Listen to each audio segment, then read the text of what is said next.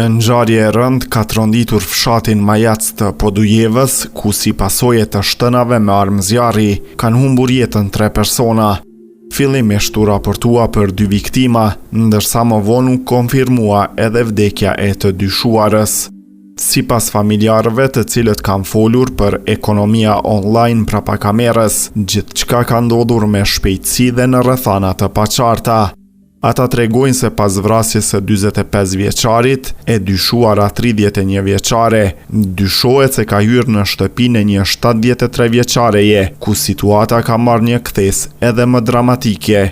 Sipas tyre, 73 vjeçaria është mbajtur brenda në shtëpi kundër vullnetit të saj, ndërsa në ato momente brenda ndodheshin edhe reja e saj së bashku me fëmijët.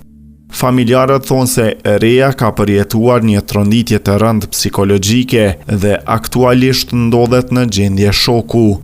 Ajo që e bën ngjarjen edhe më të rëndë është fakti se 73 vjeçaria ishte gruaja e agjës së të dyshuarës, ndërsa sipas familjarëve, marrëdhëniet mes 2 familjeve kishin qenë gjithmonë të mira, çka e bën motivin edhe më të paqartë dhe shqetësues.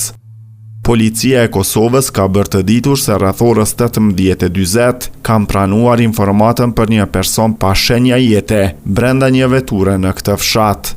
Njësitë policore, hetuesit dhe forenzika kanë dalë menjëherë në vendin e ngjarjes, duke nisur hetimet intenzive.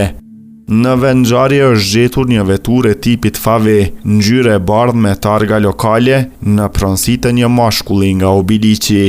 Brenda saj, ekipi mjekësor ka konstatuar një person pa shenja jete.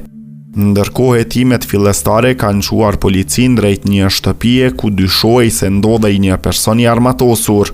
Bëhet fjalë për një femër që posedonte armë zjarri dhe refuzonte çdo komunikim, duke paraqitur rrezik serioz për të gjithë. Në këtë situatë të tensionuar, janë angazhuar njësia speciale intervenuese dhe ekipet për ndërmjetësim, të cilët pas ndërhyrjes kanë arritur ta vënë situatën nën kontroll. Brenda shtëpisë janë gjetur 2 gra me plagë të rënda, por ende me shenja jete. Atyre u është dhënë ndihma e parë në vendin e ngjarjes dhe më pas janë transportuar me urgjencë në Qendrën Klinike Universitare të Kosovës, nën mbikëqyrje të rrept mjekësore dhe policore. Instituti i mjekësisë ligjore ka bërë tërheqjen e trupit të pajetë nga vendi i ngjarjes, ndërsa situata ka vijuar të përkeçohet. Më 23 mars 2026, rreth orës 3:35, njëra nga viktimat femra nuk ka arritur të mbijetoj plagëve dhe ka ndërruar jetë në QKUK. Me urdhër të prokurorit nga Departamenti i Krimeve të Rënda, trupi është dërguar për obduksion, ndërsa rasti është ricilësuar si vrasje e rëndë dhe mbajtje e paautorizuar e armëve. Prokuroria themelore në Prishtinë ka konfirmuar se nga kjo ngjarje tragjike kanë humbur jetën 2 persona me inicialet IB dhe MG, ndërsa në fund kanë ndruar jetë edhe vete dyshuara. Gjatë ekzaminimit të vendit të ngjarjes janë sekuestruar një armë zjarri, disa gëzhoja dhe prova të tjera materiale që pritet të ndihmojnë në zbardhjen e plotë të rastit.